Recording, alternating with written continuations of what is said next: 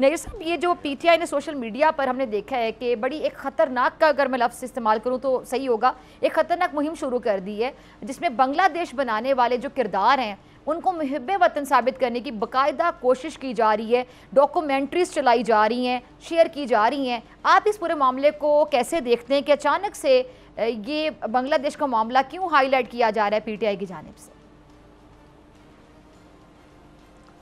शुक्रिया डॉक्टर साहिबा। गुजारिश ये है कि पीटीआई या उनकी लीडरशिप उनके इन इक़दामात से क्या साबित होता है कि वो किस के लिए काम करते हैं, अपने मुल्क के लिए काम कर रहे हैं या मुल्क दुश्मन कुव्वतों के लिए वो काम कर रहे हैं। वो हिंदुस्तान के स्पोक्स पर्सन है या हिंदुस्तान की जो 1971 में जो रवश इख्तियार की और जो मंसूबा बनाया पाकिस्तान को तोड़ने का, उसकी वो तारीफ़ फरमा रहे हैं। और जो लोग उस वक़्त की हिंदुस्तानी क़यादत के साथ मुलव्वस थे, उनकी तारीफ़ करके ये साबित करना चाहते हैं कि वो मुहिब्बे वतन भी थे।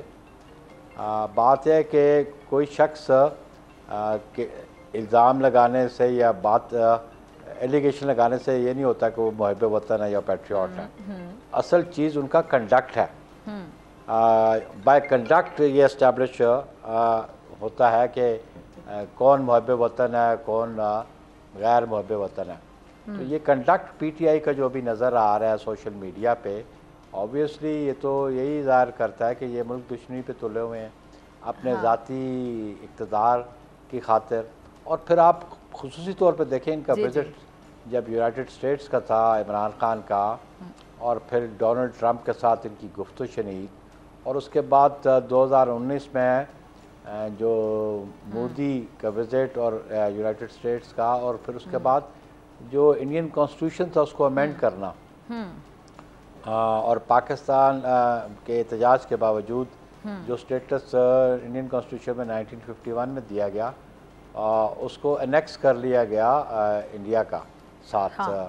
और वो जो आर्टिकल है 370 और फिर 35A उनको रिवोक कर देना, उनको रिपील कर देना, और ये उस कॉन्स्पिरेसी का नतीजा नज़र आता है जो बिटवीन ट्रंप, मोदी एंड उस वक़्त की पाकिस्तानी क़यादत के सामने नज़र आ रही है। और हम समझते हैं कि सोशल मीडिया पे को भी रेगुलेट करने की ज़रूरत है।